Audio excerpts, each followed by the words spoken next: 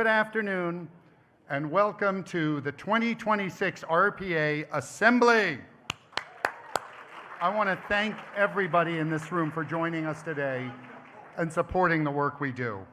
I want to thank all of our supporters, and especially the sponsors for the Assembly this year: AECOM, AT&T, Boingo, Con Edison, Convene, Crown Castle, McKinsey, Mother Cabrini Health Foundation, RWJ Barnabas, Trinity Church, and United Airlines. Your support allows us to continue producing our independent research, formulating regional plans to deliver prosperity, health, sustainability, and equity, and advocating for enduring change. Okay, I'm about to announce the public officials, so I'm going to do this again. Shh. Yeah, we are joined today by many distinguished public servants. And I like to say at RPA, our job is to do research, prepare plans, we make recommendations, but it's the public officials who've joined us today who are the ones who actually have to carry them out. So I want to acknowledge these folks, and it's an impressive list, so hold your applause maybe. I want to acknowledge the Port Authority of New York and New Jersey's Chairman, Kevin O'Toole, Executive Director, Catherine Garcia, Deputy Executive Director, Gene Rohrenbach. We're joined today by Amtrak Special Advisor Andy Byford and Gateway Development Commission Co-Chair Balpreet Grewal-Virk. From New Jersey, we have the state's first Chief Operating Officer, Kelly Doucette, New Jersey DOT Commissioner, Priya Jain. We have the head of New Jersey Transit, Chris Calori, and sitting next to him is the head of the Turnpike Authority, also Chris Calori. We're joined by State Senator Raj Mukherjee, Assembly Member Clinton Calabresi, Hoboken Mayor Emily Jabbour, Jersey City Mayor James Solomon, and Essex County Commissioner Brendan Gill. Thank you, all of them. We also have a special guest from New Jersey, Jeopardy champion Jamie Ding of the HMFA.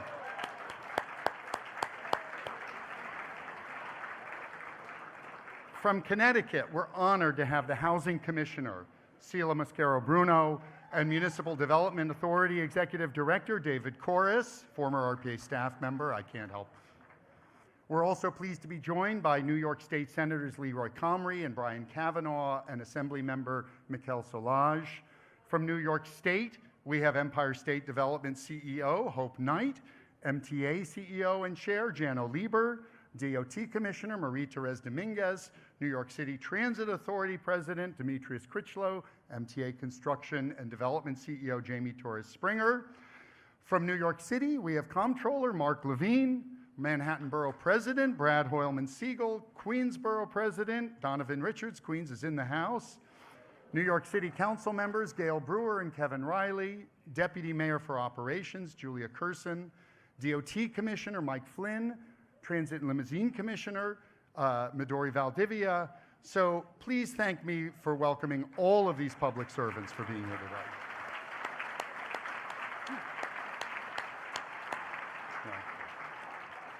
I also want to recognize a special group, the RPA Board of Directors, who are so dedicated to our work. Can I ask the members of the RPA Board who are with us this afternoon to please stand up and be recognized?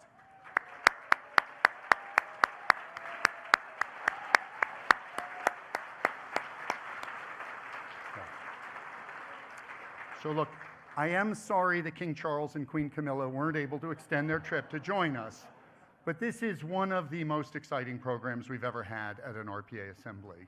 First, Ed Glazer keynoted the Assembly 15 years ago. He's the first two-time guest speaker in RPA Assembly history. Ed, thank you for being here.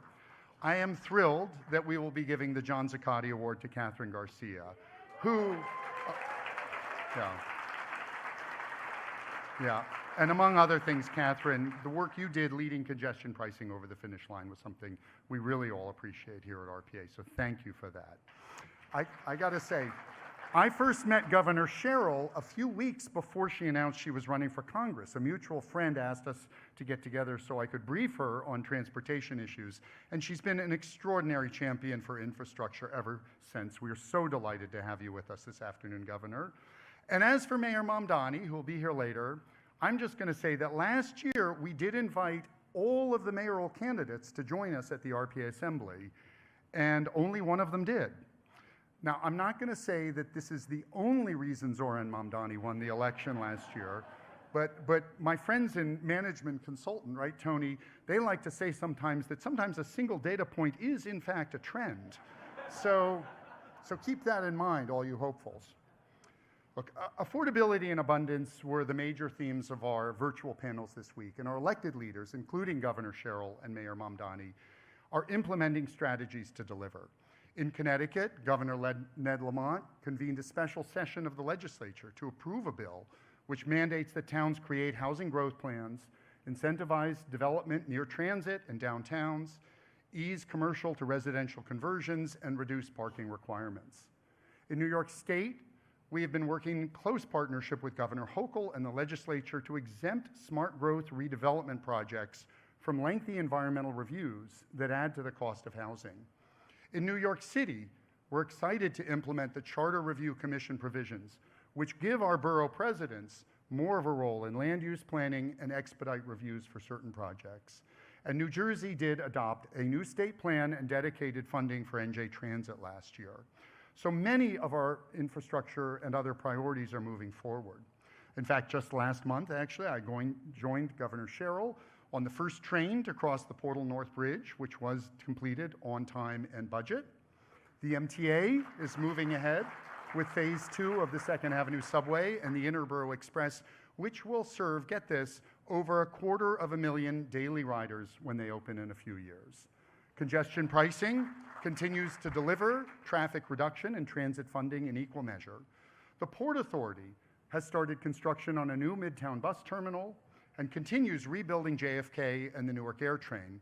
And we're very excited to see the results of the Penn transformation procurement, which will become public very, very soon. So we've had a lot of success over the past year, but we also have found ourselves playing defense. For example, over the winter, the Trump administration forced the Gateway Development Commission to shut down construction of the $16 billion project for several weeks. We estimated at RPA that a 6-month shutdown could add as much as $1.3 billion to the total cost of the project, just thanks to interest payments and inflation. Thankfully, that didn't happen. Funding was restored, and on Monday, the GDC approved a $1.3 billion contract for tunneling under the Hudson River. Amazing. But we have no time to delay on improving the critical infrastructure that ties our region together. Look, just on Wednesday morning, a New Jersey Transit train was disabled leaving Penn Station for Sunnyside Yards, creating widespread cancellations, delaying trips for riders for up to 90 minutes, and trapping some 900 Long Island Railroad passengers underground when their train struck debris left behind from the earlier incident. All of the passengers were safely rescued, but this just demonstrates how fragile our entire metropolitan transit system is, and how a disruption in one part of the system will quickly spread to others. We're also facing a mixed landscape in offshore wind. South Fork Wind completed a successful first year of operation. Revolution Wind began powering more than 350,000 homes, and Empire Wind 1 and Sunrise Wind are under construction and on schedule to produce power for almost 1 million homes by 2027. But 2 projects in New Jersey were canceled, and last month the French firm Total Energies took a $1 billion payout from the federal government to relinquish their leases and abandoned plans to develop 3 gigawatts of offshore wind, and we're hearing of other payouts being discussed. It is hard to fathom these decisions. The federal government is literally paying companies not to employ workers, not to produce renewable energy that would be insulated from price spikes, and not to reduce our carbon emissions.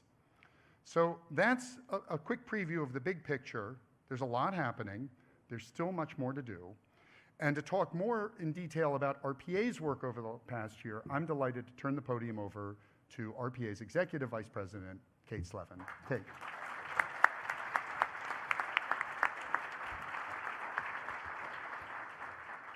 This is when I move the mic like 1.5 feet down. Good afternoon, everyone. Welcome to the Coachella of urban planning, or as we might say on the East Coast, the Gov Ball for infrastructure. Thank you all so much for being here. I feel unbelievably lucky to work with so many talented people in this room. As Tom mentioned, while much of our work this year has centered around defending our region from federal attacks, as long-term planners, we continue to look towards a brighter future. Some call us thought leaders, others call us relentlessly optimistic, and some people just call us nerds. But you know, no matter what you call us, this mindset shapes how we've navigated this moment.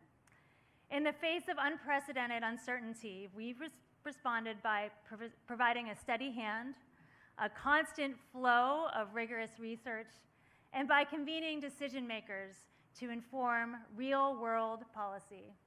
This year, we released 12 major reports and 145 news releases, testimonies, and blog posts. We've had 655 media hits, that's over 12 a week.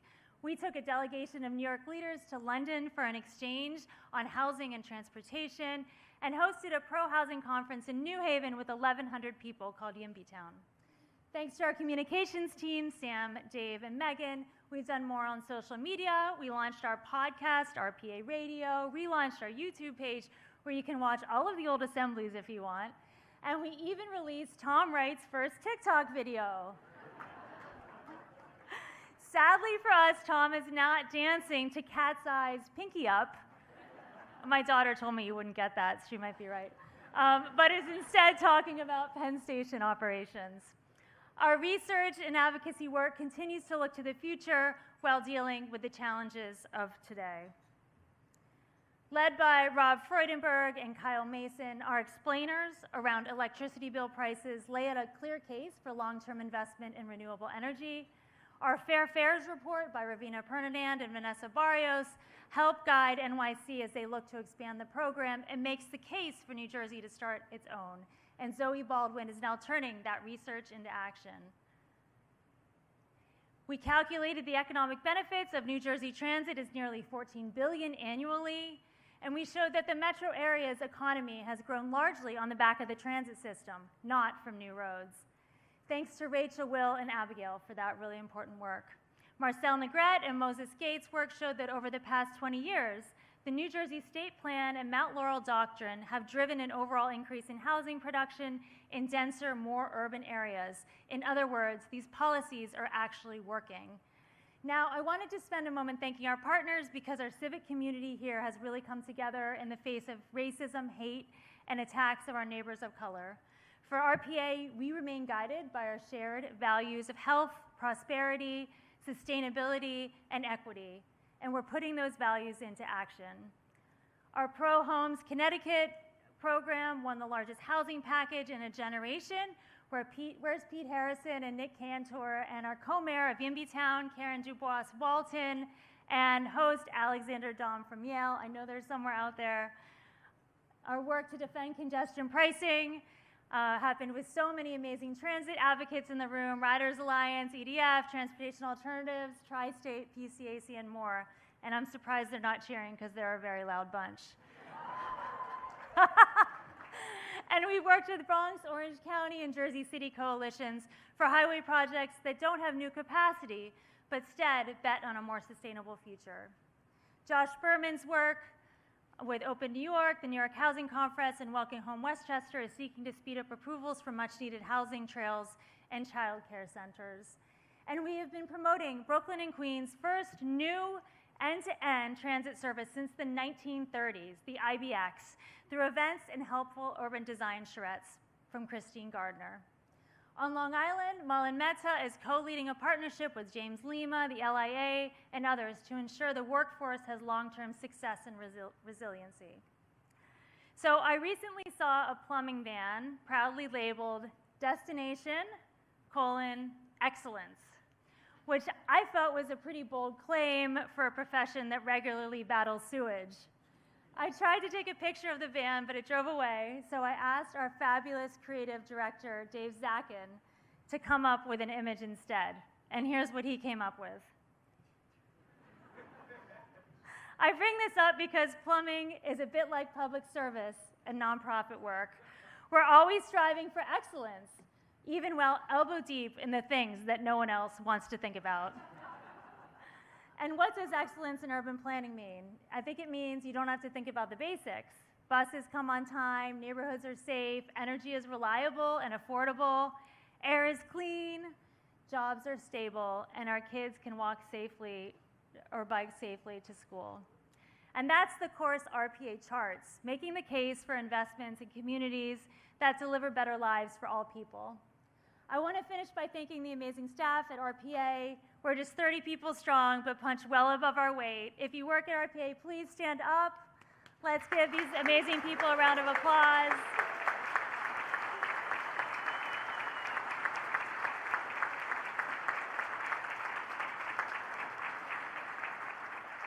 And especially Lacey Cotter, who leads this event every year.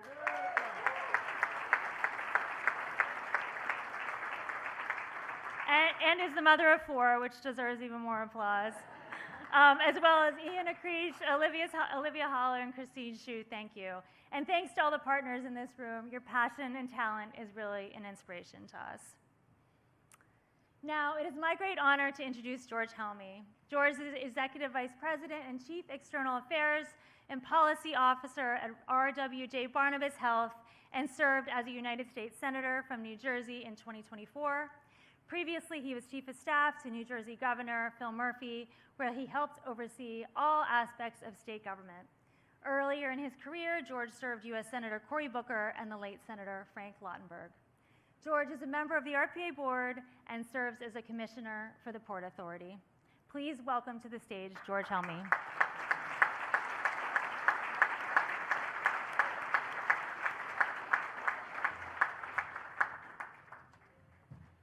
I was also worried about following Tom, so I didn't have to pull the microphones down, and now I can do them up. First, let me just say how honored and privileged I am to introduce our keynote speaker. But before I do that, I'm at this event every year from the time I was a junior Senate staffer, and just hearing Tom and the team relay the amount of work that a relatively small staff does and its impression and impact on the region, and then to come to the assembly every year and how meaningful and engaging the panels and the final day is. Please join me in another round of applause thanking the RPA team.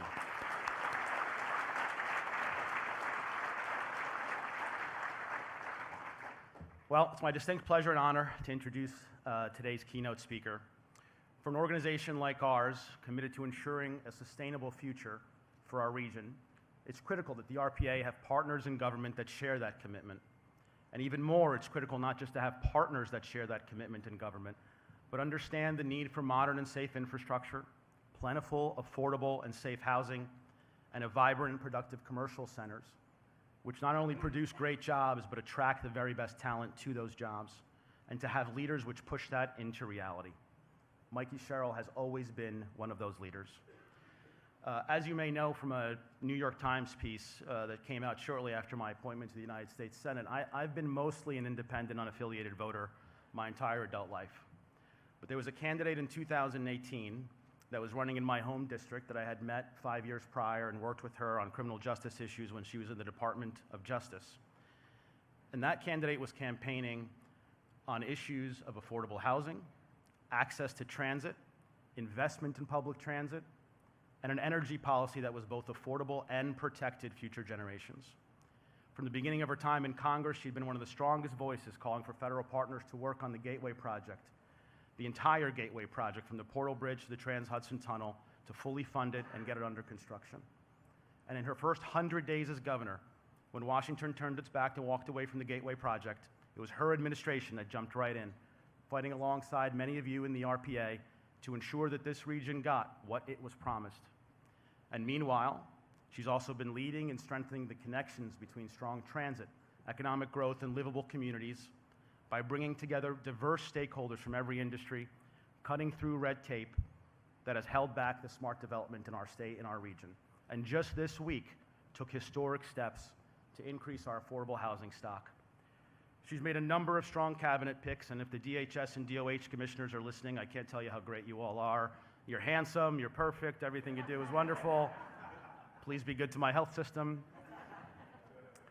But I think there'll be unanimous agreement in this room that the selection of Chris Calori to both lead NJ Transit and the New Jersey Turnpike Authority was a particular masterstroke.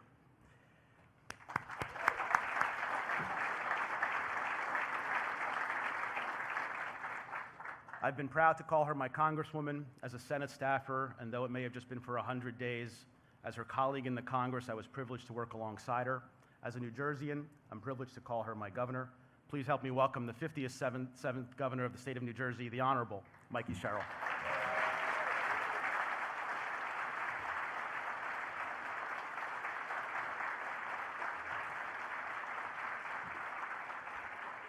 Thank you, Senator. I really appreciate that introduction. I also want to thank Jamie and Tom, Kate and Catherine. Congratulations on receiving the award today, as well as so many other wonderful people, Balpreet, Jano, Kevin, Jean, and all of my colleagues from New Jersey, including our mayors and elected officials, Chris, Priya, Kelly, and another New Jersey superstar, as you've heard, Jeopardy winner Jamie Ding. You know, we are so lucky to have Jamie working on our housing team in Trenton. I have always known that New Jersey has brilliant public servants, and now the whole country can see that too. Above all, I want to thank all of you, people who dedicate your lives to this work on both sides of the river. You know that one of the great opportunities of being in government is the potential to plan for the future. But too many times the thinking has been too short-term, kicking the can down the road. And that is not what anyone is here to do today. We're here to convene partners, to remove barriers, to get things done. That's what well-run government is about, delivering. And I'm in public service because I know that well-run government can truly be life-changing. I've seen it in my own family. My grandfather lost everything in the Great Depression, but he served in World War II. He got a good union job, and that lifted our family strictly into the middle class. He raised 8 kids in a tiny house built by FDR's WPA, a program that itself was a massive feat of regional planning. And when he and my grandma got older, Social Security and Medicare meant we didn't go bankrupt caring for them. The fact that our family could go from having nothing to putting me on this path in 2 generations, from Navy to Congress to governor, is what the promise of America is all about. Many of you here have the same story. But today those opportunities are too few and too far between. Government hasn't been working the way that it can, the way that it should. It's why I left Washington, because I wanted to get stuff done. And it's why I ran for governor, to open those doors of opportunity, build a more affordable and accountable New Jersey, the one that delivers for the people and for the businesses that it's meant to serve. So I've hit the ground sprinting. Yesterday was my 100th day in office, and I know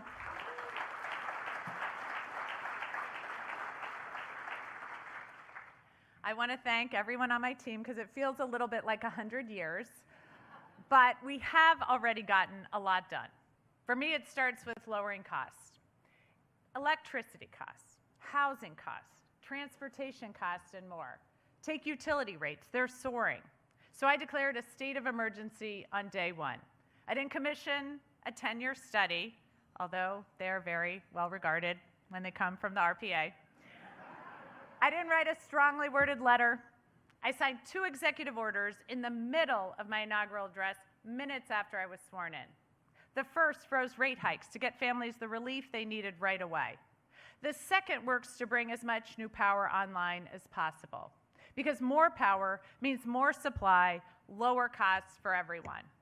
If we're going to meet all of our energy needs, we need an all-of-the-above approach.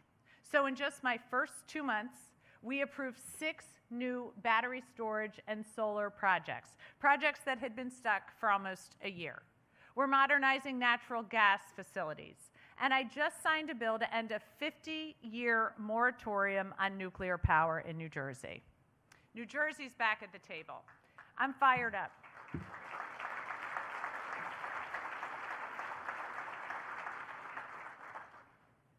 Yeah, I was a little surprised there. I had to wait a minute for that applause. Not a lot of nuclear fans. We're going for it, New Jersey. I'm fired up because we're uniquely positioned to lead here. We're already home to one of the biggest nuclear generating sites in America. It provides nearly half of all electricity produced in our state, enough to power 3 million homes. We have the experience, we have the infrastructure, and importantly, we have the workforce to do this. And the potential benefits are huge. Safe nuclear power means clean, stable power at a predictable cost, protected from global price swings. But we can't make New Jersey more affordable until we make housing more affordable. So housing costs in our state are up 60% in some parts since 2020, especially after all the New Yorkers came and bought up all our homes. So housing is people's #1 expense. And I'm a mom, and I want my kids to move back after college, but I don't want them in my basement. So to bring house prices down, we have got to build. This week I signed an executive order laying the foundation for a government-wide housing strategy to get shovels in the ground. And my budget protects our Affordable Housing Trust Fund so we can use that money as it was intended to build housing that's affordable. It expands down payment assistance for first-time home buyers. It provides the most taxpayer relief in state history to keep families in their homes. And the state of New Jersey owns a lot of land that could be put to better use, like empty parking lots near transit hubs where we could be building housing. I'm working with New Jersey Transit on its land plan to revive downtowns, reduce emissions, raise transit revenue, and create 20,000 new homes and 50,000 new jobs.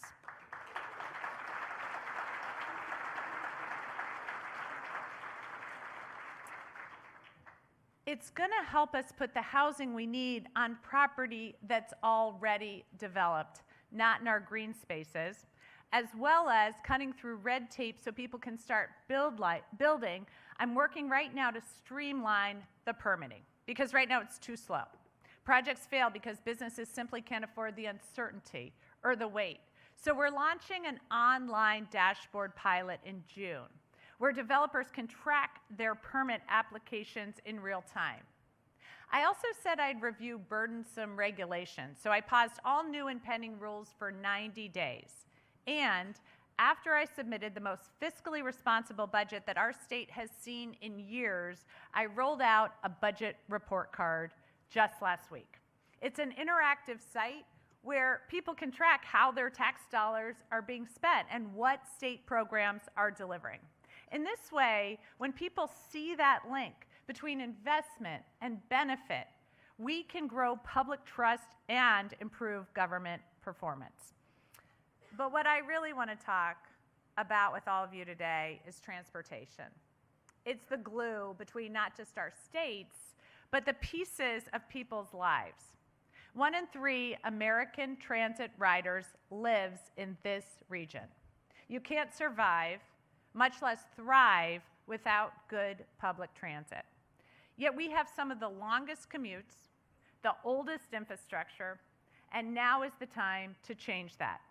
In Congress, they called me the tunnel-obsessed Congresswoman because I fought so hard for the Gateway Tunnel project. Now I'm the transit-obsessed governor because I'm fighting for New Jersey's entire transit system. It's one of America's premier systems, but lack of investment has pushed it into really hard times. I know personally because my husband has commuted by train every day for about 10 years. We know what it's like to worry if you're going to make it home in time to pick up your kid from daycare or to have dinner with your family. So even though we had an incredibly tight state budget, I'm fully funding New Jersey Transit for the first time in decades.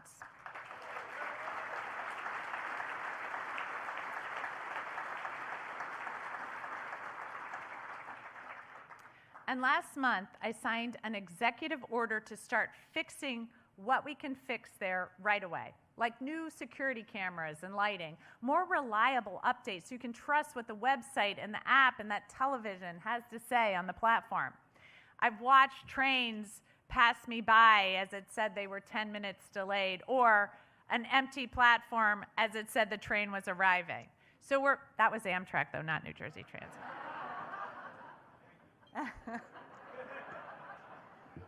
So we're modernizing the whole system, replacing the entire fleet by 2031, with the first 250 new buses and 40 new rail cars arriving this year.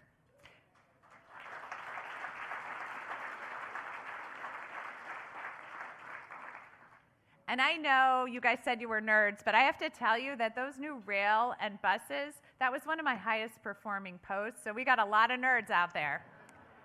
We're finishing the new Portal North Bridge on time despite 2 historic snowstorms, easing a longtime bottleneck on America's busiest rail corridor by the fall. And I just greenlit the biggest project in Turnpike history, a $6.7 billion new bridge across the Newark Bay. Instead of kicking the can down the road, I found a way to advance that project immediately with lower cost and a shorter timeline. And when it comes to the World Cup, I'm proud for the chance to show New Jersey to the world. We're preparing to move 40,000 fans to and from the Meadowlands every single game for a month. I promised to put the people of New Jersey first through it all because I work for them. The same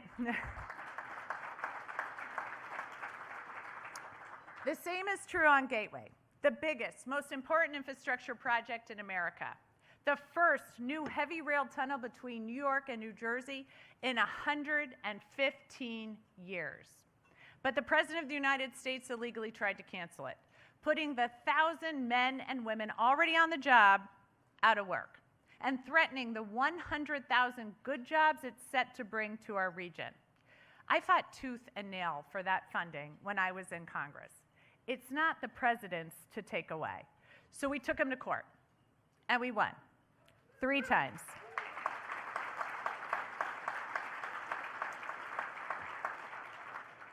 And we're in court again now to guarantee funding for the whole life of the project and force him to pay us back for the millions in costs that his delays caused.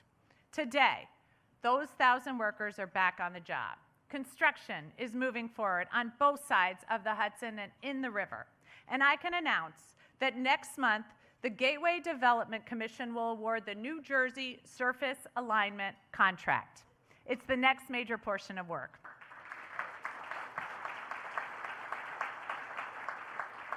Two miles of raised tracks that run over the Meadowlands to the Palisades, actually the only part that you'll see before the tunnel disappears underground. That project alone will create thousands more good union jobs. And I'll always fight for those jobs and for the Gateway workers that I've been lucky to get to know, because that's a lot of what this is about. Guys like Tracy Porter from Laborers, Local 472 in Newark. He worked his first job laying foundation for apartment buildings with his dad when he was just 11 years old. He's since worked up and down the Turnpike, building the roads and bridges we use every single day. And now he's putting his own kids through college. His paycheck covers their full tuition because of those good union jobs. And I'm fighting for guys like Justin Fowler. He was born near a naval base in Hawaii where his dad served. He has 20 years with the union. He told us that when he went up 90 feet to set the American flag on top of the Gateway processing plant that they just built, that it was one of the proudest days of his life. But Trump's attack on the projects put Justin out of work and put at risk the health insurance that he needs for his severely autistic son. It's wrong. These guys have had our backs, and I'm going to have theirs. And I'm not going to let anybody get in the way.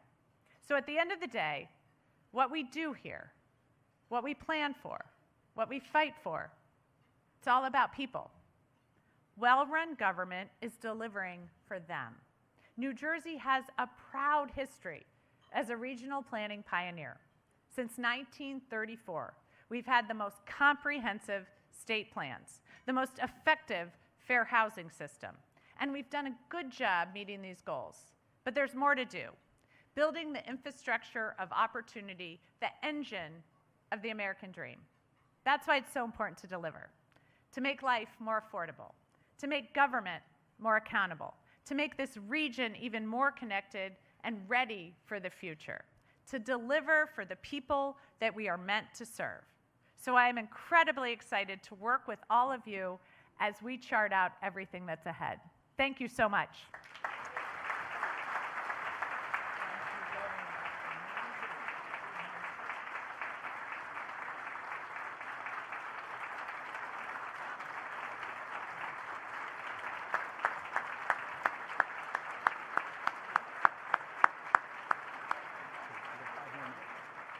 Okay. Thank you, Governor Sherrill, for those terrific remarks and for your leadership. We've got a great rest of the program, but for now you can all enjoy your lunch. You've got about 5-10 minutes, and then we will start up with Professor Glaser. So enjoy.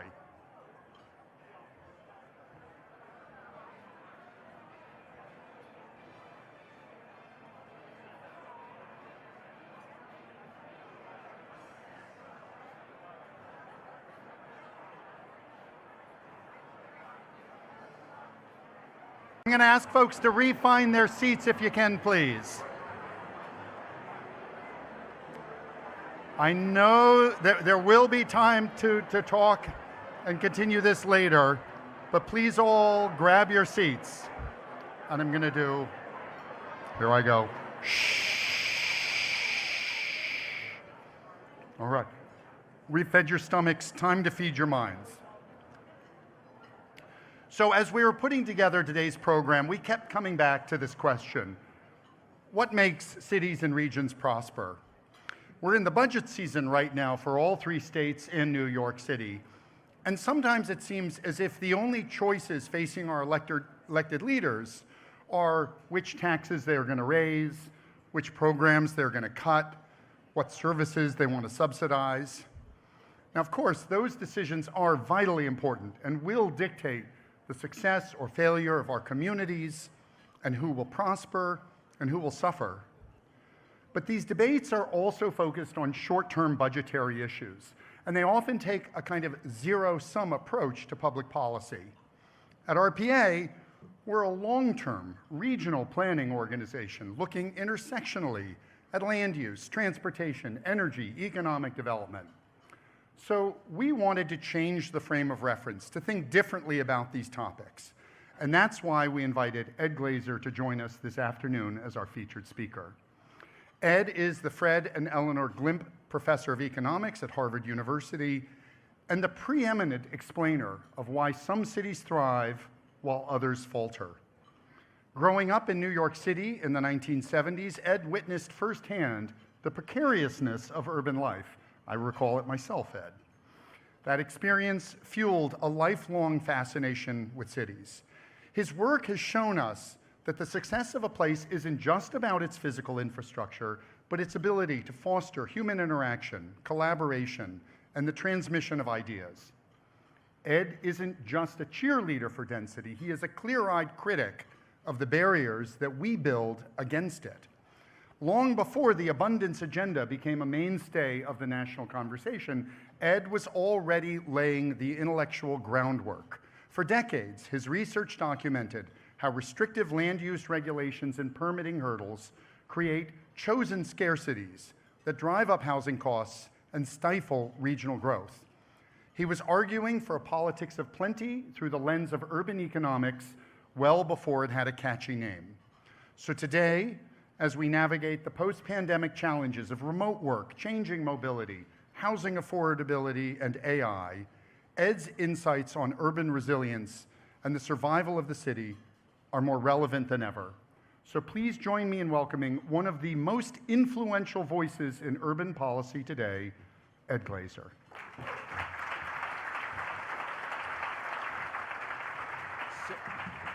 So it is actually my 59th birthday today.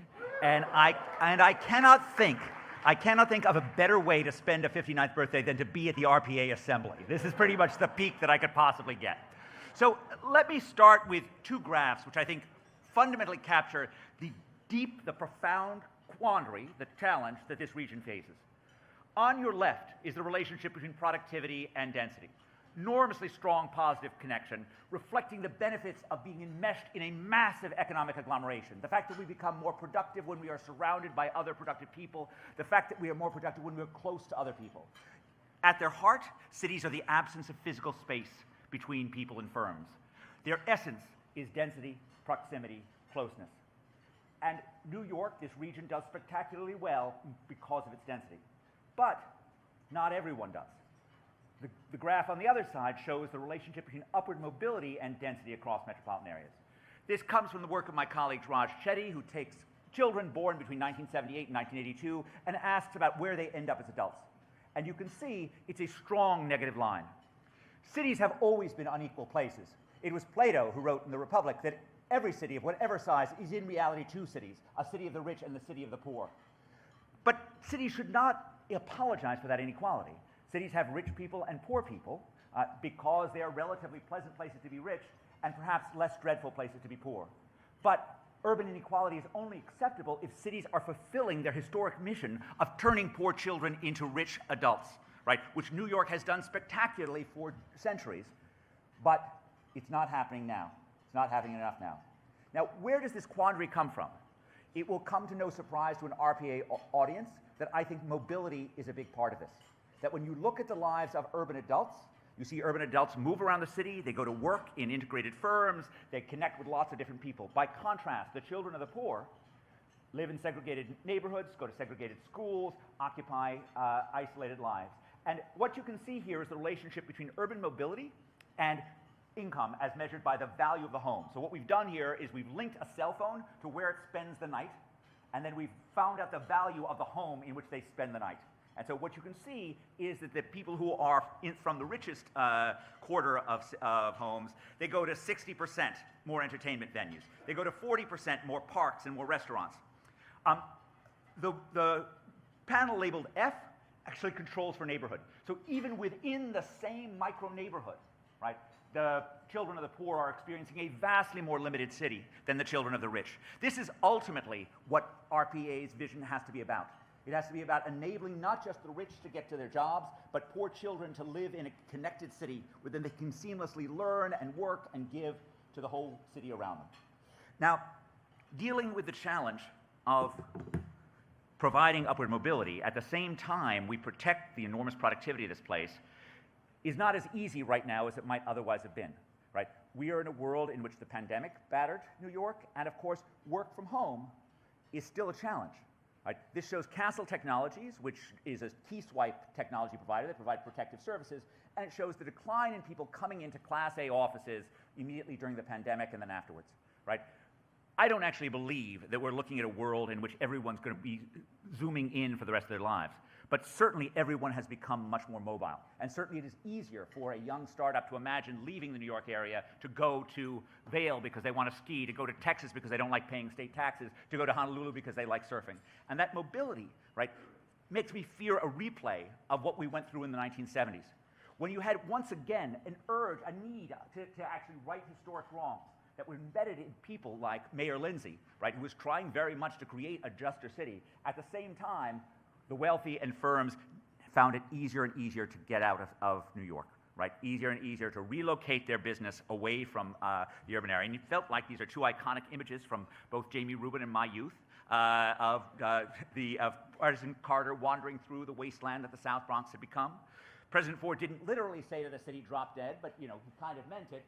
And indeed, in those years, it wasn't just President Ford, but history itself that felt like it was telling New York that you were headed for the trash heap, right? But the city did come back. The city reinvented itself because the fundamental fact over the last 50 years has been the rise and the returns to being smart, the rise and the returns to ideas, the rise and the returns to knowledge, right? And the way that you get smart is being around other smart people. And the urban density that once made it easier to ship garments over space, right, now made it possible for people to learn, now made it possible for finance to sprout up, for chains of collaborative creativity to sort of completely transform our urban landscape and create a city that was enormously dynamic for most of the last quarter century. Now, ultimately, urban success rests on skills. This is the relationship between per capita productivity and the share of adults with a college degree in your metropolitan area. This is not just about the fact that your skills make you more productive. even holding constant your years of education, as the share of adults in your metropolitan area with a college degree goes up by 10 percentage points, your earnings also go up by 10 percentage points. Because having smart people around you gives you the ability to learn from them, gives you the ability to get a job from them or sell them something, right? And skills really are the destiny of places. And I don't think this power of skills, what economists call human capital externalities, are particularly being eliminated by Zoom. This comes from the work of our former students, Natalia Manuel and Emma Harrington, which echoes an earlier paper on remote work done by Nick Bloom. Two papers find the same thing. They both look at call center workers. Guess what? When you send call center workers, they can still make the same number of calls at home. Okay? So call center numbers don't go down at all when you send them remotely. But the probability of being promoted goes down by 50%. Okay? What's going on there? Why are there dynamic losses even as there are no static pain? If you think about it, what you're losing is you're losing the ability to learn, and you're losing your boss's ability to learn. What does it mean to get promoted as a call center worker? It means you get to handle the really tough calls. How would you learn how to handle those tough calls if you were by yourself in your own living room dialing it in? How would your boss learn that you had that special touch at handling a really irate customer and making sure they came back unless the boss actually saw you? Right? So turning down the learning channel, which is so central to why cities reinvented themselves over the last 50 years, is really crucial. Now, and for that reason, I feel very confident that face-to-face contact is still with us, even if I am also confident that New York is going to need to fight for every business, for every entrepreneur, for every new idea. Now, when you think about the skills that power a city, it's sometimes the skills that we actually teach in colleges, but more often it's the skills that are learned on the street, at the water cooler, right, at the breakfast table even. And I can't think of any talent that is more important for long-run urban resilience than the ability and inclination to be an entrepreneur. 60 years ago, the economist Benjamin Chinitz was comparing New York and Pittsburgh. And even then, he argued that New York enjoyed a resilience that Pittsburgh couldn't match.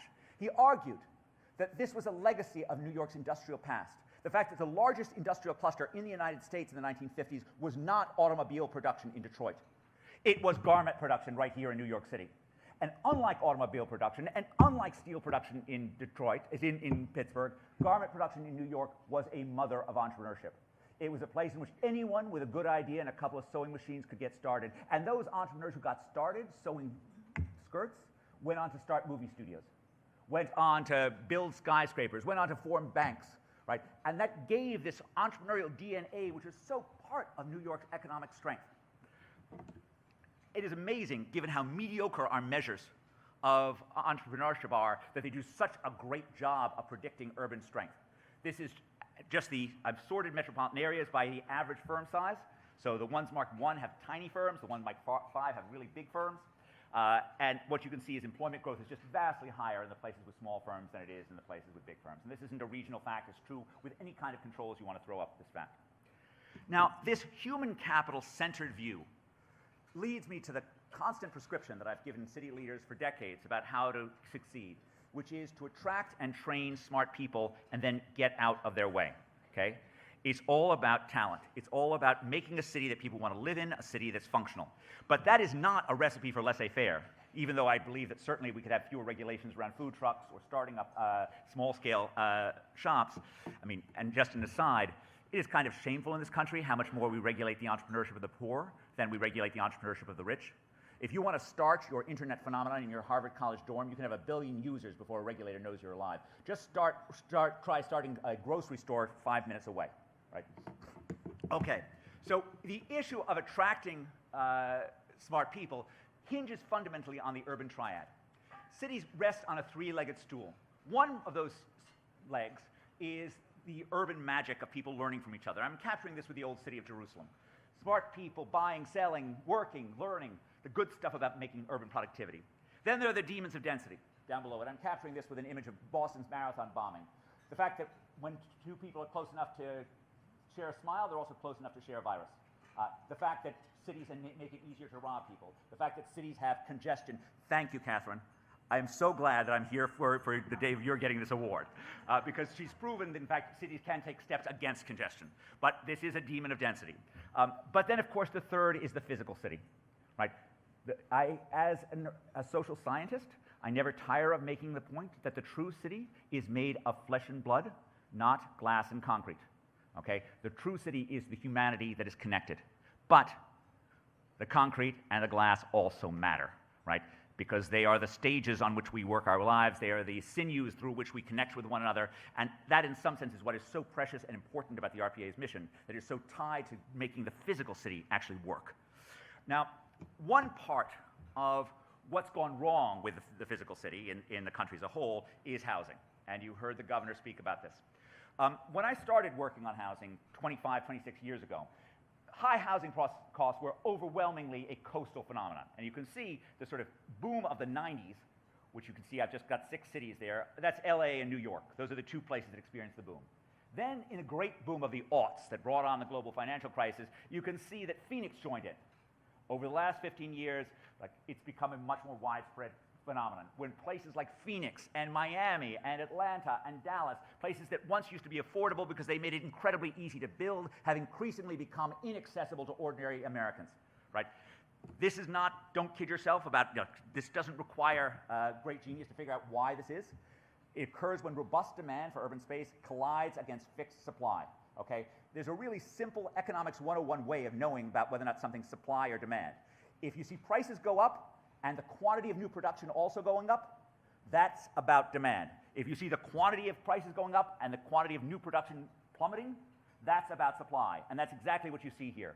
You see the permitting of new housing since the GFC has been in the basement, right? We ceased to build the way that we used to. If America built between 2000 and 2020 at the same rate we built between 1980 and 2000, we would have 15 million more homes in this country, and we would be affordable. Now, another way that you can see the power of supply is with this graph. Along the horizontal axis is the amount of permits between 2000 and 2013 relative to the 2000 stock. Along the vertical axis is the ratio between how much it costs to buy a house and how much it costs to build a house, right? What you can, or basically how expensive it is. What you can see is the places that build a lot, places like Austin and Raleigh and Las Vegas, they aren't expensive, and the places that are expensive don't build a lot. There is no repealing the laws of supply and demand. Now, I started working on construction costs 20 years ago in New York because I thought it was pretty good evidence for the power of regulation that it cost twice as much to buy a New York City condo back then as it did to build the next story of a high-rise building. That gap seemed to me to be proof that there was some regulatory barrier to building, because in an unconstrained market, you would just keep on building to the point in which the price equals the cost of building. But it was nowhere close. But what's happened in the US is it's not just that there's that gap, which we noticed 25 years ago. Our construction costs are also out of whack. Our construction costs are out of whack for our buildings, and you can see this is across the world. New York City is the highest number on the Turner & Townsend data. They're out of whack for our subways, they're out of whack for our infrastructure, and this is the fundamental challenge that the RPA mission must face, that our costs are just way out of line with what they should be. In the case of housing, I've recently put together a paper looking at housing productivity over the last 130 years. And what you can see is it's relatively flat as measured by homes per construction employee between 1900 and 1940. Then productivity went way up between 1940 and 1970 because we learned how to mass produce units. People like William Levitt figured out how to get the techniques that Henry Ford had put in his assembly lines into building suburban homes to enable the housing for people like returning GIs, right? This is where abundance comes from. It comes from mass production. And over the last 50 years, we've gone backwards, right? And you see in the production of housing, right, you see large projects being replaced by tiny projects. Because what local land use regulation doesn't allow you to do is bring in 100 units at a time or 500 units at a time. It's microfitting each building into each area, right? Most industries, more than 50% of employees are in establishments with more than 500 people, right? They're in large firms. In residential construction, single-family residential construction, the majority of employees are in establishments with fewer than 10 employees. Right? They're in these tiny, tiny firms. And you know what a firm with 7 employees doesn't have? It does not have a research and development department. Right? And you really see this in the patenting data, that construction patents have widened totally from every other area. It's just a much less innovative sector. Now, of course, it's not just about this. The NYU's transit cost database tells us that the US spends 4 times more per kilometer for transit systems than the OECD average. Right? We're 4 times. When it comes to electric buses, the average American transit agency in the US spends $1.05 million per electric bus. You can buy a perfectly nice 36-foot electric bus from Kia for $350,000. Okay? We are tripling things because, and you can see this is whereas cars, the real cost of cars dropped by 50% over the last quarter century, the real cost of buses is unchanging, right? We're seeing no particular change. One of the reasons why we don't see any improvement in bus prices, one of the reasons why they cost so much, is that all of these buses are bespoke. In our data, 80% of buses ordered in recent years are completely unique in our data. Each transit agency orders their own bus, and frequently they will make demands such as, I want the engine to be made by company X, I want the glass to be made by company Y. If you tried to buy your car like that, your car would also cost $1 million, right? Having a request for proposals followed by this. Now, I think when we think about procurement reform, right, we can learn from the global experience. So about 5 years ago, I published a paper drawing on a survey put together by the World Bank, which looks at procurement everywhere in the world. And we established a couple of facts that come out of this, okay? Regulatory laws that reduce the discretion of procuring entities do indeed reduce bribery. So if you regulate your procuring entity, you do in fact stop the corruption. Practices, how well the process is run, are always better than the laws in relatively well-functioning countries, and they're always much worse than the laws in poorly functioning countries. Everything improves as accountability goes up. And in general, regulation is good in low accountability countries and bad in high accountability countries. And if you look at the way the procurement superstars function, Singapore, Korea, the Scandinavian countries, Spain, right? They hire smart people and they let them do their business, right? They let them figure out new ways of doing procurement. You know what New York doesn't do? Anything like that, right? In some sense, we're facing a legacy which is the result of 200 years of corruption scandals. So this is just sort of thinking about the two things that can go wrong with any procurement contract, one of which is waste, the other of which is corruption. We started off with a really free and easy system which gave us the Tweed courthouse, right? The Tweed machine stole about 95 cents on the dollar in building this thing. Then we moved, we added some few sensible rules, and I kind of think we got to the right place somewhere around LaGuardia's era. Okay, but we would still had scandals, right? So Jimmy Walker was engaged in a little bit of larceny. That led to a new round of rules tightening procurement. The scandals of our youth, and I know I'm going to make Jamie all wistful for Donald Maness on this, but the Maness scandals were the big elephant of ours, which was followed by yet another wave of procurement regulation. Okay, but the thing is, that extra regulation was in principle completely unnecessary because, in fact, both Maness and Jimmy Walker were crooks. Right? They actually violated the existing rules. You actually didn't need to have more rules around them, and yet you put more rules, which made it difficult for smart, good people to figure out how to save money and figure out a better product. Last point that I want to emphasize, maintenance. So we've long had data on how rough our highways are because the Department of Transportation measures it. What we have not had is evidence on how rough our local roads are until now. A former chief economist at Uber, also a former PhD student of mine, in an act of filial piety, gave me a month's worth of complete data from Uber on vertical acceleration, okay, for every road that Uber goes on in the US. So from this, I know how much every one of these cars is going up and down, okay? I know that Cambridge, where I work, is in the bottom 10th of the US in terms of bumpiness, and you then can see basically where the roads are bad. This is just one road, one little commute to O'Hare from downtown. We can also estimate how much people dislike the bumpiness by looking at how much they slow down when roads get bumpier. So, for example, at the border between Chicago and Evanston, Illinois, the roads get a lot worse when you go into Chicago. And you see the Uber drivers really slowing down. When they slow down, they are paying with their time and their customers' time. They're paying with their time to get a smoother road. And you can use that with the magic of an economic model to figure out how much people dislike bumpy roads. Our estimates are that as you go from 100% African-American neighborhood to 100% white neighborhood, you are experiencing about $450 a year less in bumpiness pain, right? 100% African-American to 100% white neighborhood. And this is within town, right? So in fact, within New York, there is no sense in which New York's richer neighborhoods have better roads within the city. In fact, Tribeca has the bumpiest roads in the whole city, as far as I can tell. Now, the last fact I want to give you, and this is sort of a shocking fact, is that we have 11 cities where we have bumpiness and whether or not the road was repaved. New York, you can see there's a slight positive relationship where we're repaving the bumpy roads a bit more than we're repaving the smooth roads. But in 8 out of our 11 cities, there's no relationship. We are repaving the smooth roads just as much as we are repaving the bumpy roads, okay? And so my recipe for improving the quality of America's infrastructure is just to repave the bumpy roads, not the smooth roads, okay? Now, this is a part of a larger mission, and I want to just end on this note, which is that we have governments in which we think, our governments have been predicated on public sector abundance, that we can solve every problem. And so they have not been dedicated to being smarter, right? Now, if your reaction to the inequality that I noted at the start is just, well, let's spend more money at it, that's going to lead the rich to leave.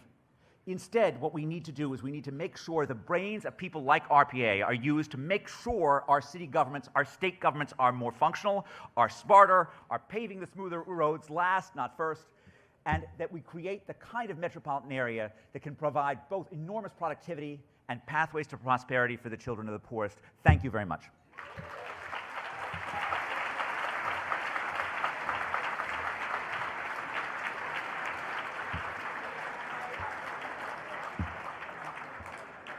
Thank you so much, Ed, for joining us today and delivering such an important and engaging presentation on cities.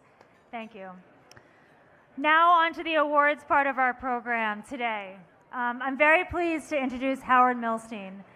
Howard Milstein is Chairman, President, Chief Executive Officer of New York Private Bank and Trust and its operating bank, Emigrant Bank, the country's largest privately owned and operated bank. As a builder, Howard has expertise in large infrastructure projects. This was demonstrated in his chairmanship of the New York State Thruway Authority, which he led from 2011 through 2014. There, he initiated a design-build process that saved New York nearly $2 billion from the original cost estimates for replacing the Tappan Zee Bridge. RPA recognized his achievements with its Lifetime Achievement Award in 2013. Howard has also chaired the RPA Milstein Forums on Infrastructure, which produced key recommendations for our fourth regional plan. He currently chairs RPA's Committee on Critical Infrastructure and has written and spoken broadly on applying private sector best practices to large public works projects.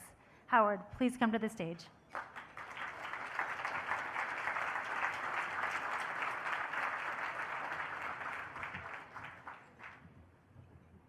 Thanks, Kate. I'm honored to introduce RPA's highest leadership accolade, the John Zuccotti Award. It gives me special pleasure to do so in the presence of John's widow and our special friend Susan. In a few minutes, we're going to see a video that vividly describes John Zuccotti, what he gave to New York, and what he meant to so many of us. Finding recipients worthy of this honor in John's name is a deeply meaningful task for the award committee. In that process, we have identified the leaders who have made a real difference in the way John would have appreciated. This year, we are delighted to recognize Catherine Garcia with the John Zuccotti Award.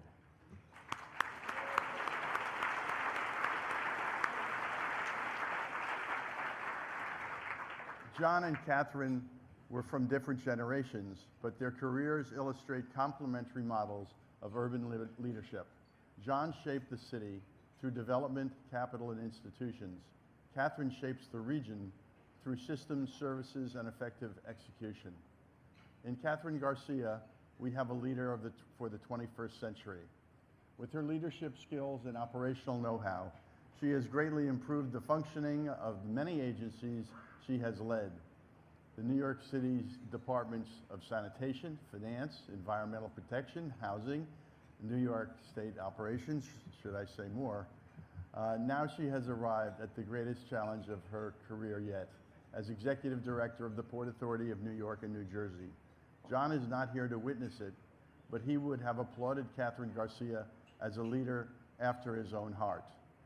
We were fortunate to have John for all the years as champion of our region.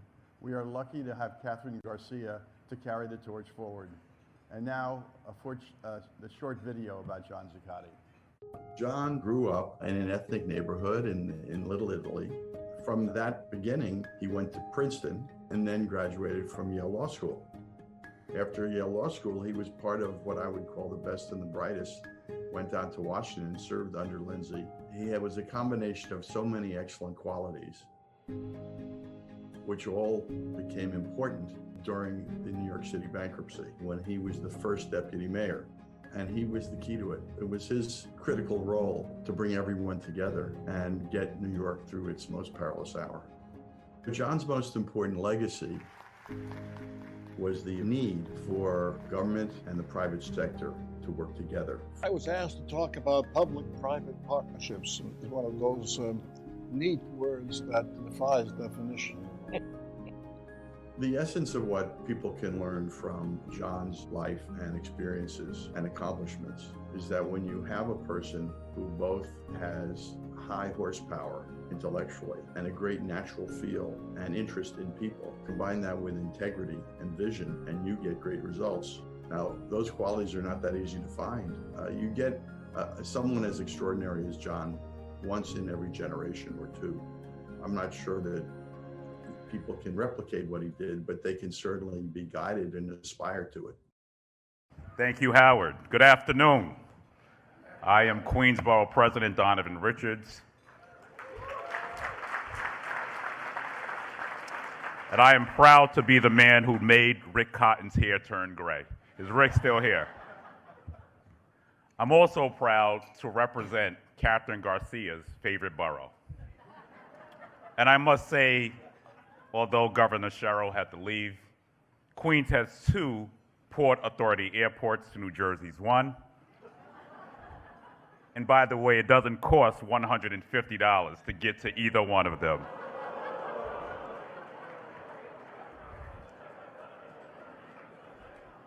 So we are Catherine's favorite by default.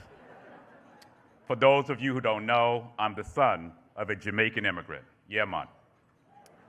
And my father came to this country as a teenager, and he and my mother had me not long after. I grew up watching him work so many different jobs to providing for our family. And I can safely say he is one of 2 people who best embody the saying that no one works as hard as a Jamaican. The other person is Catherine Garcia.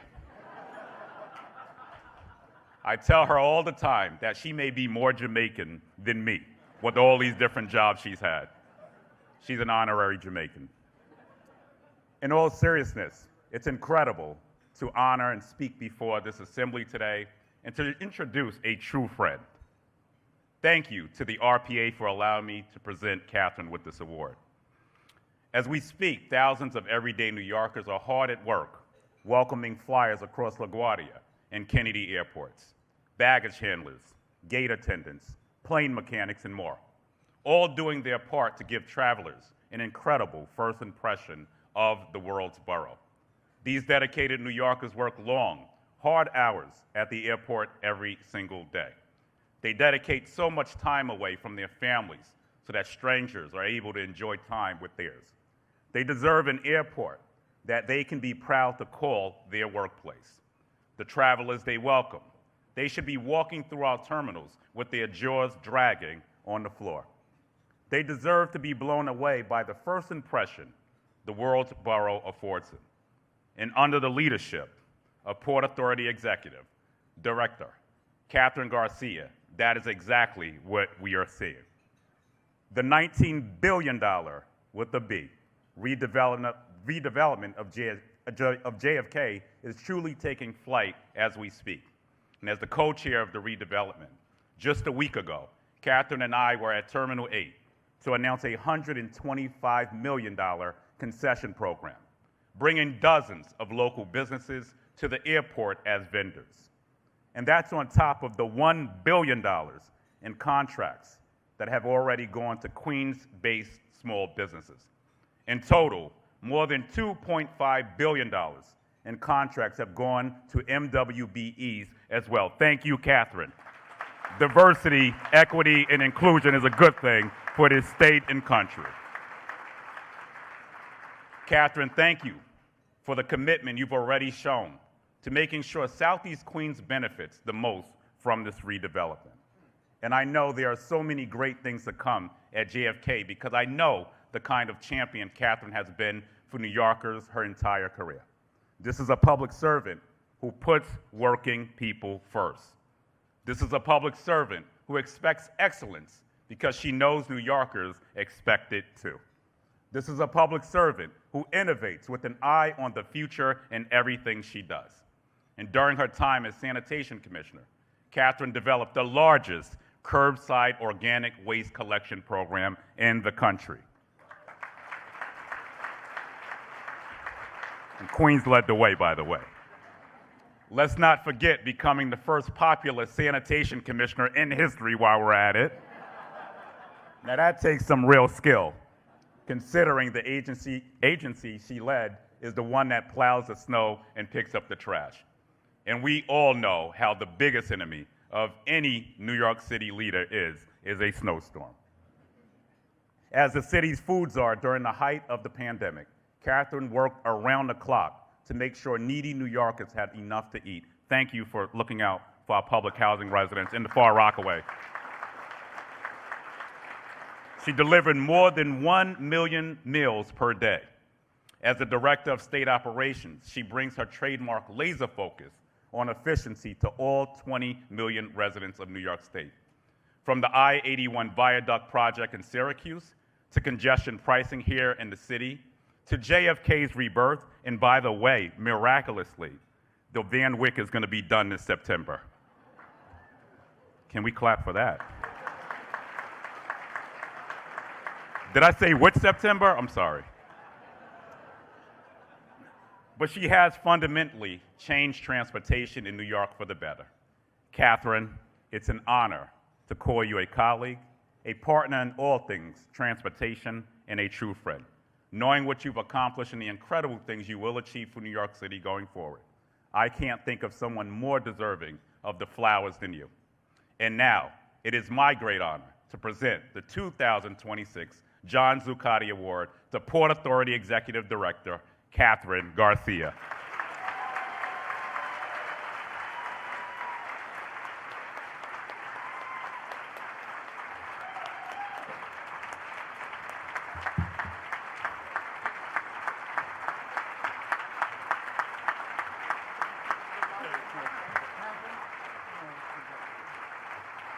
We'll slide over to the side here.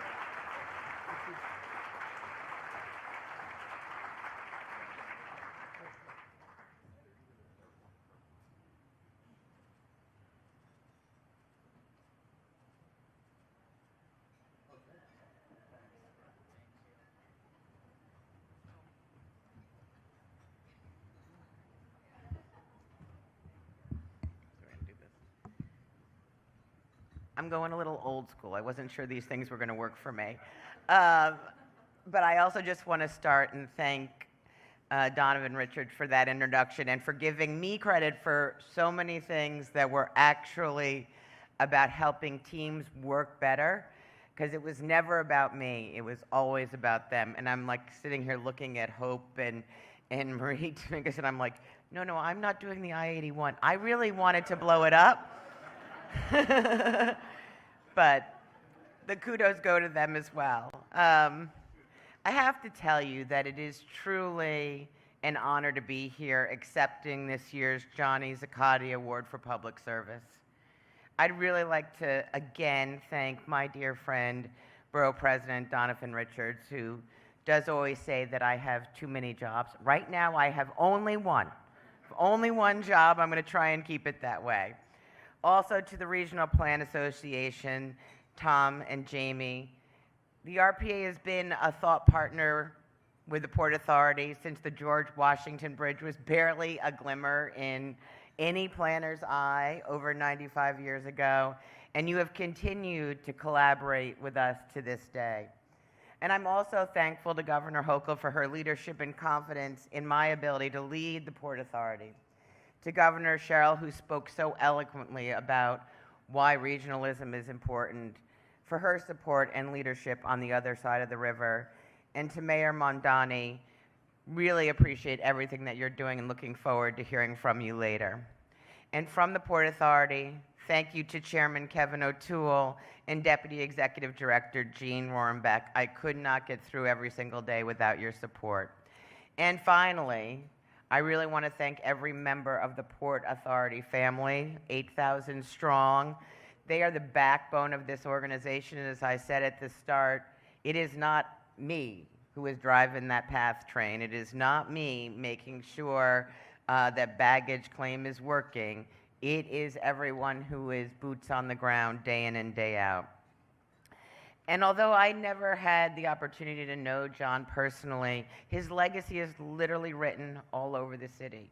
You know, over the course of my career, as the borough president said, I have worn many hats. Sewage pipes, trash, ski mountains, yes. The state of New York owns 4 ski mountains, and a bobsled track. And when I think about John's legacy, and I'm like, whew, just to say that I challenge anyone in this room to think of a sector he didn't touch, to think of something he did not have a hand in. And for the Port Authority, his legacy is especially felt, particularly at the World Trade Center, where John chaired the board of the Performing Arts Center and served on the board of the 9/11 Memorial and Museum. As we approach the 25th anniversary of September 11th, it is fitting to remember his devotion to rebuilding and revitalizing the World Trade Center campus. When he passed, the 9/11 Memorial and Museum wrote of his contributions that the city lost a man who shaped the future. I am honored to be among those recognized with an award in his name and to lead an organization steeped in his values, like the belief that government can be and often is a force for good. It may not be the case in DC right now, but I believe in the power of effective governance, and I believe that public service is a calling. With close, continuous collaboration across this region, we bind our 20 million neighbors together into literally the strongest metropolitan region in the world. We are not competing necessarily with Texas or with Florida. We are competing with London and Tokyo and Singapore. And as we gather today, I want to reflect on my first few months on the job, what I've observed and where I want to go. And I'll say, if I had thought of myself as a regionalist before, the people of the Port Authority have already taught me the power of interconnectedness. It is in our DNA. And I've always known that the Port Authority does big, ambitious things. In my tenure as Governor Hochul's Director of State Operations, I worked very closely, usually very early in the morning, with Rick Cotton. Can I talk to you? It's 6:30. Sure, we're both awake. But coming here has shown me just how critical we are to the region. Like in the 1920s, the Port Authority literally created the region by connecting the city of New York with New Jersey for the first time. And not to sound too cheesy, but from early on, we proved that we were in the business of building both physical and metaphorical bridges. Whether it's the elbow grease to build new world-class terminals, or the ingenuity to create Easy Pass or Transit Check, we are the hub of the wheel for the region, though I think there are probably people in other states who are happy that we figured out the IRS would support transit. And today, millions of people rely on our connections to move, whether they are going home, to work, or out for some fun. Maybe someone has Knicks tickets that they want to share. We're getting them where they need to go. It's not just about moving people, though. Our seaport is a major engine of commerce for this region and the country, a real hidden gem that is the cornerstone of our supply chain. I bet everyone here has something on them right now that came through our port, whether or not that's a watch or a pin, and maybe you have an online order that is currently making its way through a container in our ports. You know, for me, it would probably be shoes. But we're actually going to showcase a video on Monday around how the soccer balls from FIFA are getting here through the Port Authority. And this is the nerd in me, so I can share with all the other nerds. Hexagons are the bestigons. In all seriousness, the first 3 months of my tenure have been a stark reminder of the scale of the job and the challenges that come with it. In that time, the agency managed through an historic blizzard, the impacts from a partial federal shutdown. By the way, if you tell people to show up early to the airport, they will show up very, very, very early. Like TSA's not opening for 3 hours, folks. and tragically, the first fatal runway crash at LaGuardia in 30 years. In these moments, I have seen just how dependent Port Authority operations are on strong relationships with our partners at every level. Because when something goes wrong, it doesn't matter if it was or wasn't a port asset.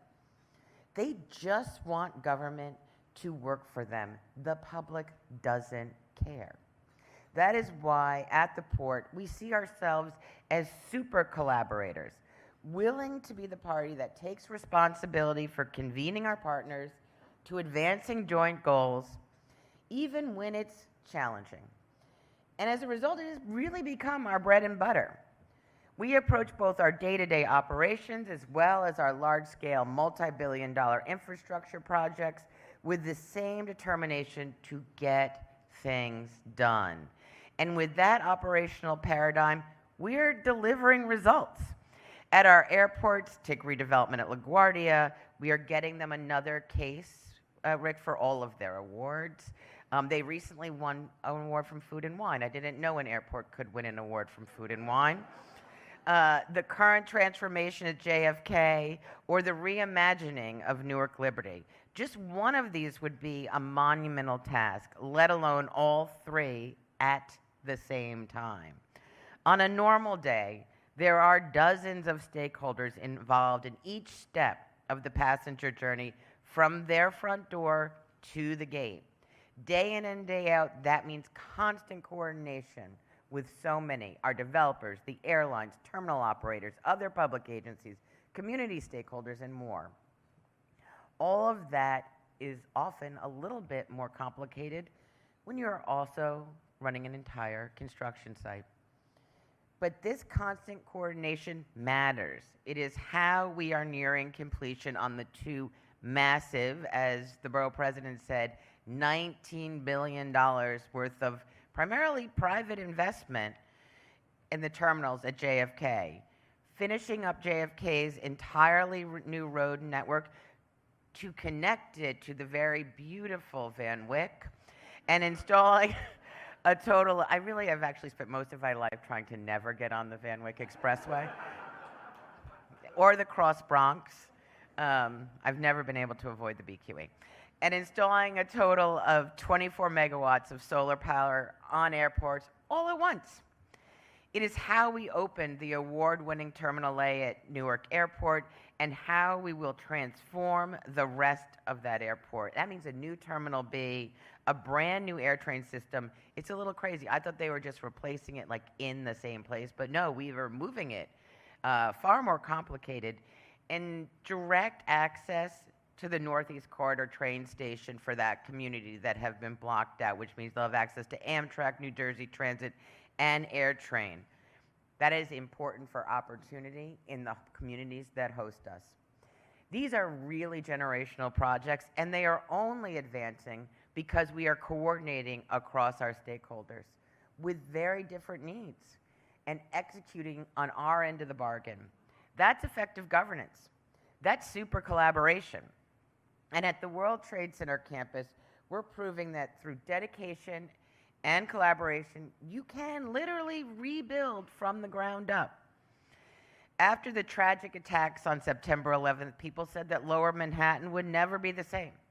Now, 25 years after 9/11, the revitalization of the campus is nearly complete. If you come to the campus as a commuter or tourist, I recently gave directions, or a local resident, or a tourist like the King and Queen of England, you'll see how the campus has come alive again. Now it is both a place to remember those we lost and a place that really energizes Lower Manhattan. And after being told that businesses would never come back to the site, American Express is building a new headquarters at 2 World Trade, completing the final commercial tower on the site.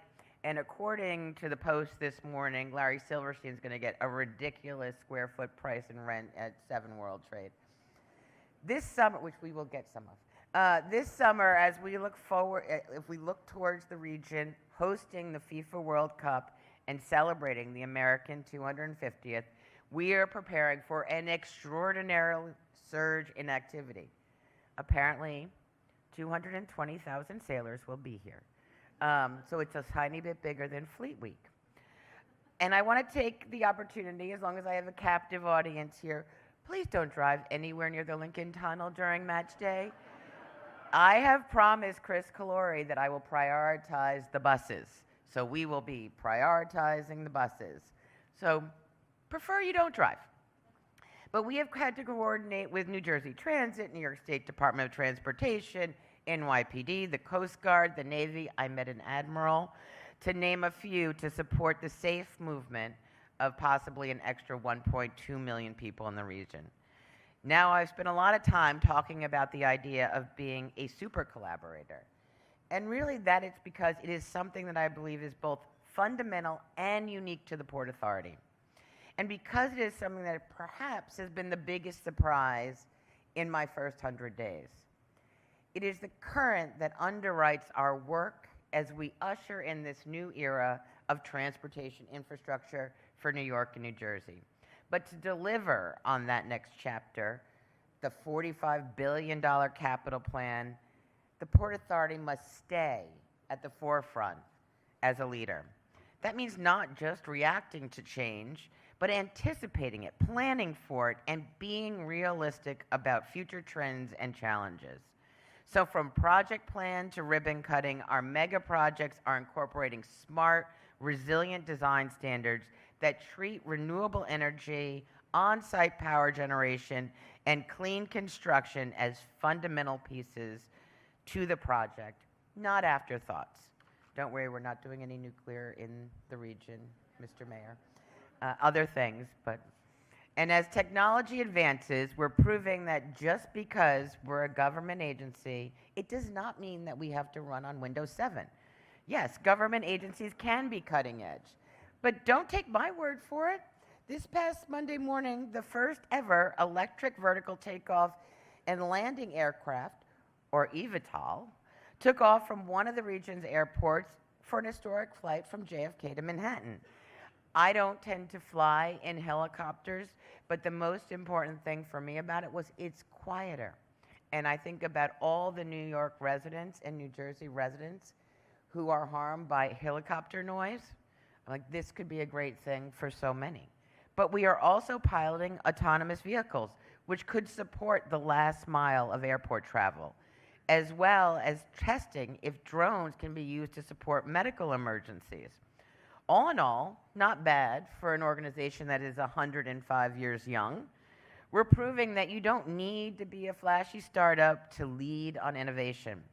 From our capital plan to our daily operations to global events, 2026 will test us.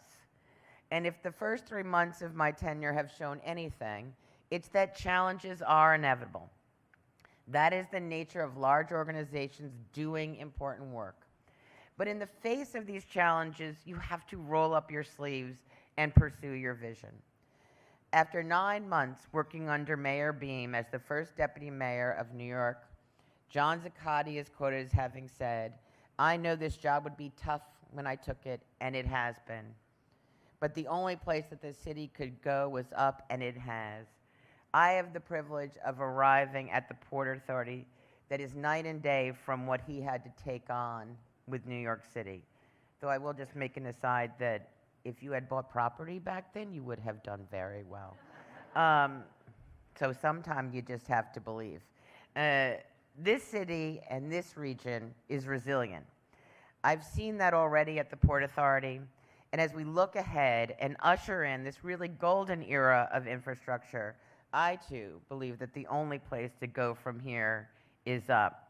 I want to thank everyone at the RPA. It really has been amazing, Tom, Jamie, and I am completely honored to have been granted this award and try and live up to John Zuccotti.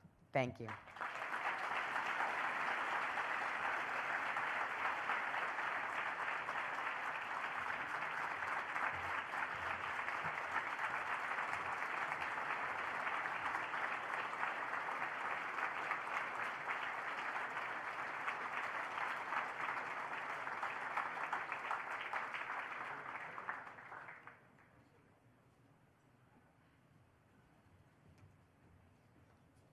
Okay.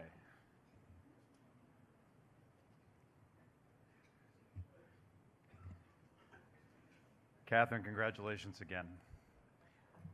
This is my inaugural teleprompter speech. It's a little, yeah, I know, this is why Catherine uses the book. And I don't know what, I'll look forward to finding out how the mayor does this. He probably has it all memorized. But so you're going to just have to bear, see, it went like this. You just have to bear with me for a few minutes. First of all, thank you, Catherine, again, for both your service to the region and, of course, for being here. Congratulations on a well-deserved honor. Maybe we'll just give it to you every year. That'll spare us having to figure out who the next recipient is, but you certainly deserve it repeatedly. Catherine and I have had some parallel experiences, actually. I was one of her predecessors as Director of State Operations for a different governor. She managed NYCHA for a time. I'm now the chairman of the board, and she mentioned, we, as Director of State Operations, I think we probably shared the experience of finding out some surprising things about state government, things you didn't know were within the power of the state government. You mentioned the ski mountains and the bobsleds, neither one of which I would recommend anybody get on anytime soon. You also mentioned that you don't like to fly helicopters, particularly. I mean, you didn't say don't like to, but you don't get on them much. The state does have a fleet of helicopters. Shortly after I took the job, one of my predecessors, and rode in a helicopter with the governor, one of my predecessors took me into his office and said, let me show you something. And he showed me a picture. And it was a picture of kind of a hangar with a bunch of helicopters and some parts lying around. And he said, what do you think this is? I said, looks like helicopters. And he said, it is. Our helicopters are so old that we can only operate one at a time because we're harvesting the other ones for parts. So I don't fly helicopters anymore either. You survived that, I survived it, and here we are. Thank you as well to Governor Mikey Sherrill for joining us today. She had to leave, of course, but she gave a terrific talk. Governor Sherrill's win in November brought to Trenton dogged champion for the issues so critical, not just to New Jersey, but to the entire region, and we thank her for that. Your team is stocked with our friends. Chris Calori was here as well, Todd Fisher, Steve Sigmund, so many others. RPA is so glad that you could all join us today. And finally, it is a little bit late in the day today, but I want to belatedly welcome all of you to the RPA 2026 Assembly. I was elected board chair about 2 months ago, and thank you for that. And I decided that my first act would be to have a party for 1,000 regional worthies here at the Chelsea Piers. So congratulations to all of you. You made the list. I have to say, I did last night take one run at Tom, suggesting that we postpone the event because I needed the day to recover from the Knicks' stunning victory last night.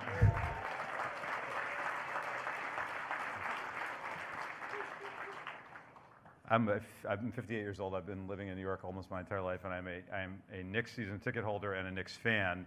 And Mayor Mamdani, I want to thank you for bringing this amazing event. It's entirely at your doing, I think. 140 to 89, a historic win, so thank you again. The bar has been set very high. I want to thank, of course, Tom Wright, Kate Slevin, and the staff and the board of the RPA for welcoming me into this exciting new role. My predecessors, Ray McGuire and Scott Reckler, also friends of everybody here, did yeoman's work to transform RPA over the past decade and lead it to new heights. And I'm very excited to build on their incredible legacy. Through the years that I worked in the state and federal governments, and continuing through my most recent 3 years with NYCHA, RPA has always been my go-to source for evidence-based and independent research into every side of the region's most challenging issues. The research, planning, and advocacy that RPA does is unyieldingly focused on creating a region that works for everyone, and I'm very proud to join that effort. And of course, thank you to Ed Glazer for his incredible speech. Little known fact, Ed, Jano Lieber, and Tony Shoris and I all went to the same school back in the gritty 70s and 80s. I sort of think of us as being 3 different generations of collegiate graduates. Tony does not like it when I say that. But it's true. This is an incredible event. Once a year, RPA gathers a constellation of planning experts and urbanists, executives, and government leaders. This assembly, like everyone before it, is a who's who of leaders in transportation, community development, energy, and the environment, who share RPA's mission of creating a more prosperous, equitable, and sustainable region. And this is, as you've heard from other speakers, a perfect time for us to come together with the optimism and determination that we've heard from all of our panelists and speakers thus far. We are in what often feels like a period of almost paralyzing risk and uncertainty abroad and very close to home. As major regional projects start, stop, and transform without notice, RPA serves as the steward of the broader mission and long-time goals of those projects. Progress at the scale that this region demands comes only with years and years of planning and commitment by groups who will stay focused amid this chaos. And for 100 years, RPA has had the unique long-term vision that provided that stability and guided the entire tri-state region. This year, RPA is focused on meeting this moment by navigating a challenging federal landscape, which is a tremendous understatement, understanding changes in technology and fluctuations in the economy, and critically, addressing affordability. Speaking of addressing affordability, it is now my honor to introduce the man who placed it at the center of his historic campaign, New York's 112th Mayor, Zohran Mamdani.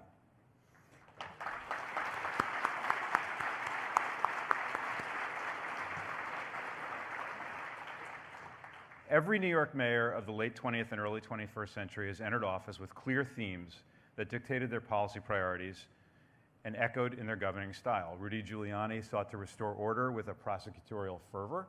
Mike Bloomberg relied on managerial excellence to rebuild from a terror attack and an economic downturn. Bill de Blasio sought to make the city a beacon of traditional progressive governance, and Eric Adams responded to the disorder and chaos of the pandemic with his own swaggering take on a Giuliani-esque embrace of order. Zohran Mamdani stands out even among these distinctive predecessors. He got more votes than any mayoral candidate in history by pledging to create, it's true, by pledging to create a city that is inclusive, that respects the dignity of every resident, and whose elected officials put quality of life at the center of urban planning and policymaking. In his first 100 days, he has kept this focus on affordability and quality of life. He's filled over 100,000 potholes. He removed that pesky bump on the Williamsburg Bridge bike path. He's partnered with Governor Hochul on creating historic investments in expanding access to free and universal child care. And he's appointed some of the RPA's very dear friends and allies to top posts in his administration. The Deputy Mayor for Housing, Leila Bozorg, opened our assembly panel on housing earlier this week.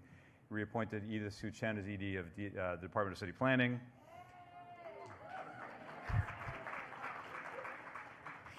This is just a big Oscars. And of course, appointed Sadea Sherman, Director of City Planning and Chair of the Planning Commission, and many, many more. Of course, on transit, he appointed our friend Mike Flynn, who I saw here earlier.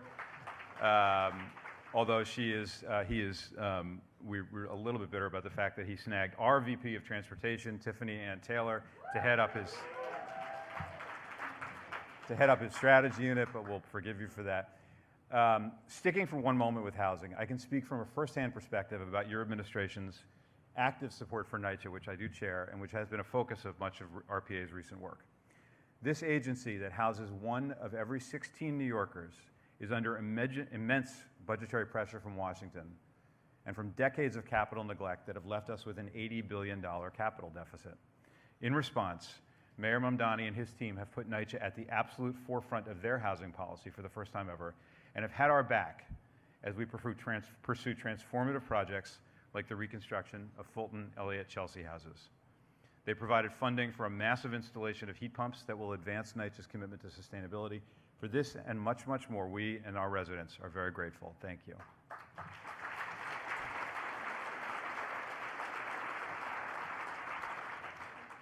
This being New York, perfect harmony is the exception, not the rule. RPA will always have its differences.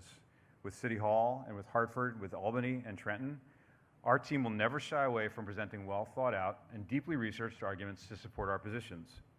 But we'll always be fair. They will always give decision makers the best advice, and we'll always understand when things won't always go our way. We are all in this together. This next year will be an exciting time in New York City as a new team takes the field, and it is my pleasure now to welcome to the stage the Mayor of New York, Zohran Mamdani.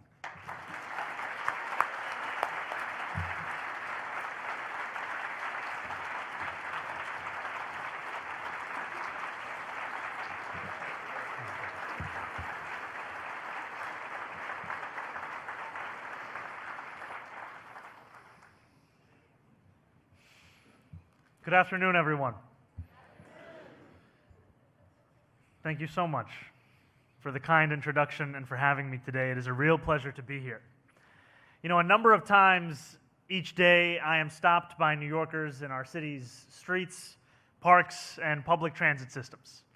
Sometimes it's a high five. Sometimes it's a let's go Knicks. Sometimes it's a series of words that I would rather not repeat here.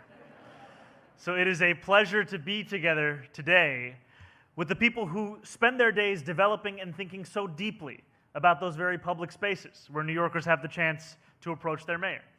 It is a true testament to the history of urban planning, to its very democratic nature, that there are so many places in this city where I can be yelled at. And for that, and for so much more, I thank you. I know that we do not have New Jersey Governor Mikey Sherrill in the room, but I do still want to extend my thanks, especially as her team is still present, for her leadership and her partnership in building a more affordable tri-state region. I also want to thank our borough presidents, Donovan Richards and Brad Hoylman Siegel, who are here with us today, as well as council members who are here in the room. I see Gail Brewer, and I know there are a number of others, for all that you do to support the people of our city. And I want to extend my congratulations as well to Catherine Garcia, the Executive Director of the Port Authority. Your commitment to civic excellence continues to set a high bar for all of us across the city and the state. To the city, state, Port Authority, and MTA leaders and staff present here today, thank you for everything that you do to keep this city running.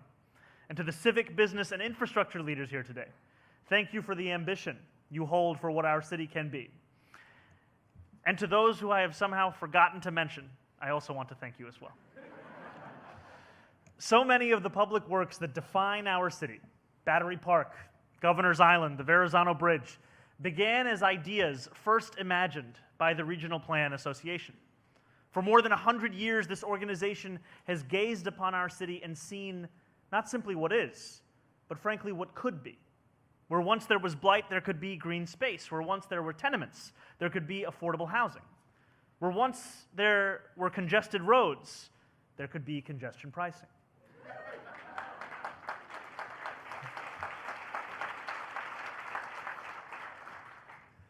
This imagination comes from a deep love for this city, and it has existed since the Regional Plan Association's earliest days.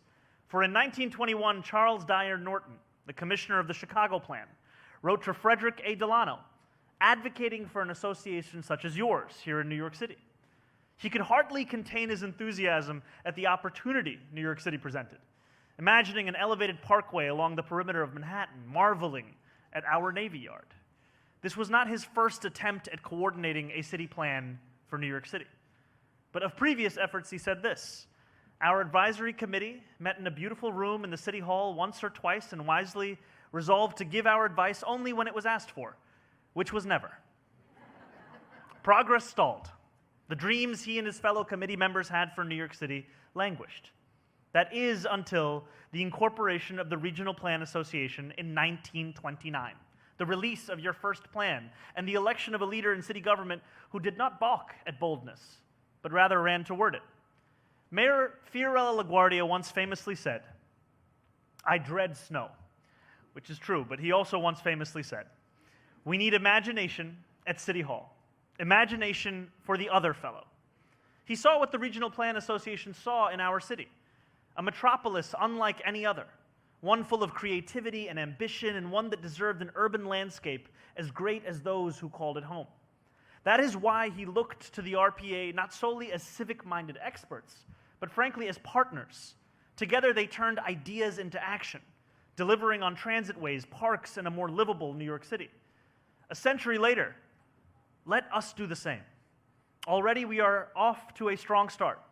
And as I speak about that, I first want to also take a moment to acknowledge the number of leaders we have within our administration: deputy mayors, commissioners, co-chairs of our transition. There are so many, and I would ask if you would give them a moment of appreciation for all that they have done.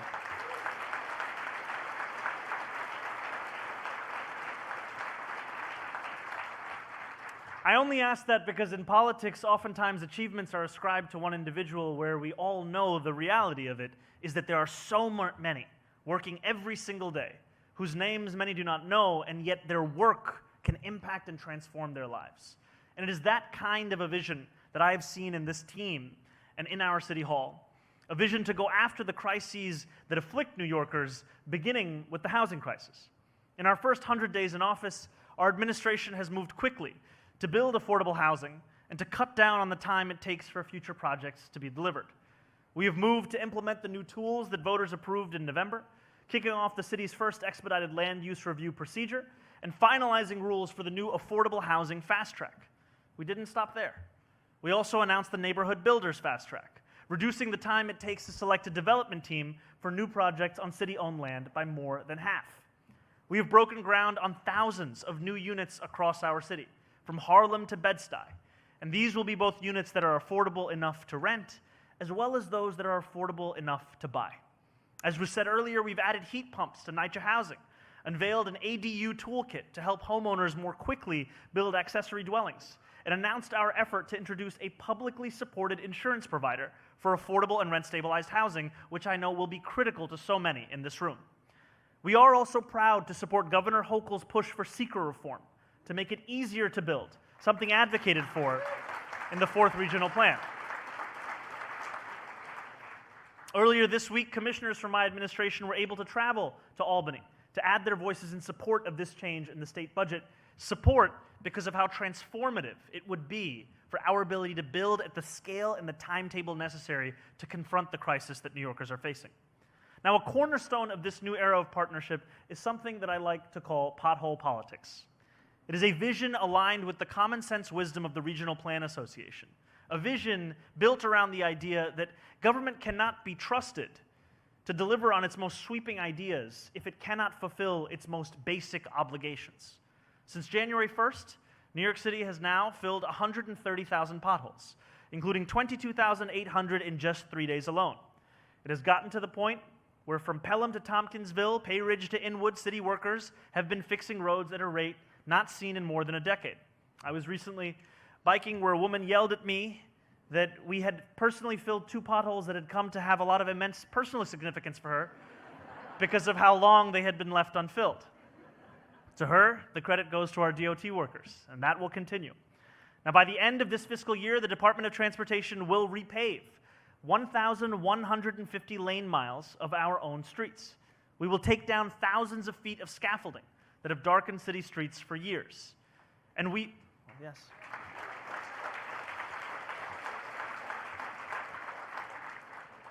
And we will not shy away from one of the most persistent blights in our city, one that touches nearly every block across the 5 boroughs, one of the few things that unites New Yorkers, frankly, whether you toast your bagel or not. A way that many New Yorkers have described my jump shot: trash. The long-promised plan for trash containerization will finally become reality.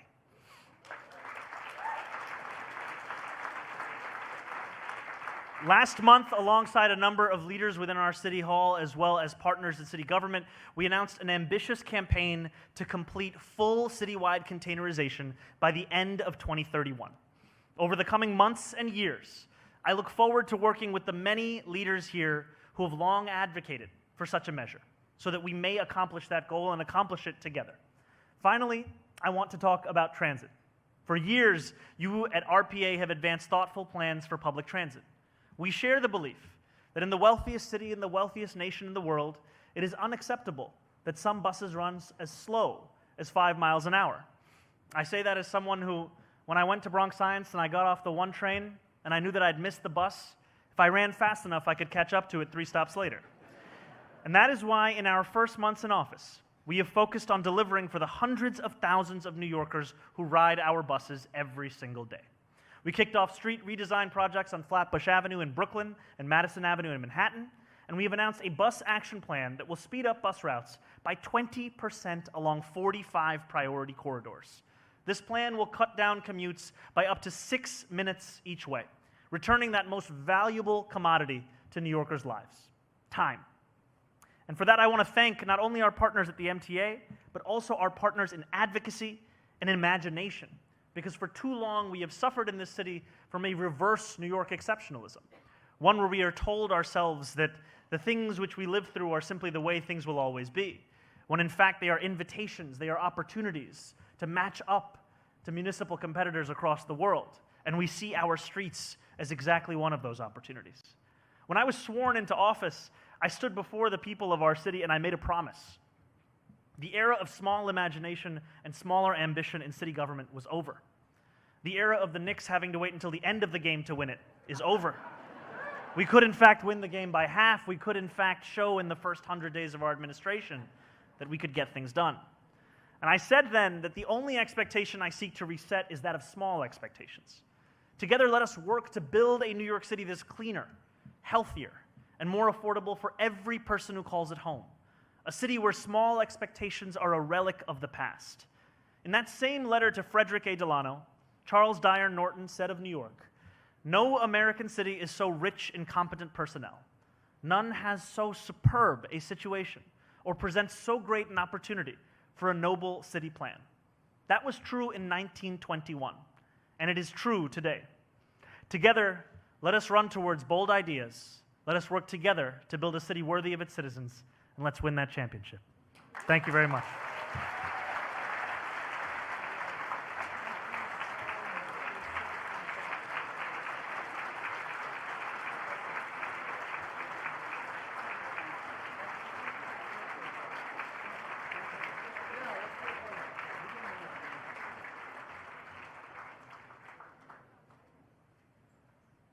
Thank you so much. Mayor Mamdani, thank you so much. I noticed this is the second time in a row that you've come to the Assembly since you did stop by last year, too. We'd love to have you every single year with those inspiring remarks. I just want to thank everybody in this room, too, for joining us today. We've heard the mayor with his inspiring remarks, Catherine talking about all the achievements at the Port Authority and reminding us what a life of service and a career in the public service means. I think Ed Glazer made us all quite a bit smarter than we were, hopefully, 2 hours ago. And Governor Sherrill, who's been doing just an incredible job in New Jersey, too. This has been a wonderful lineup for us, a terrific afternoon. Thank you all for joining us at the Assembly here, and enjoy this beautiful day, and let's continue to talk. Thanks so much.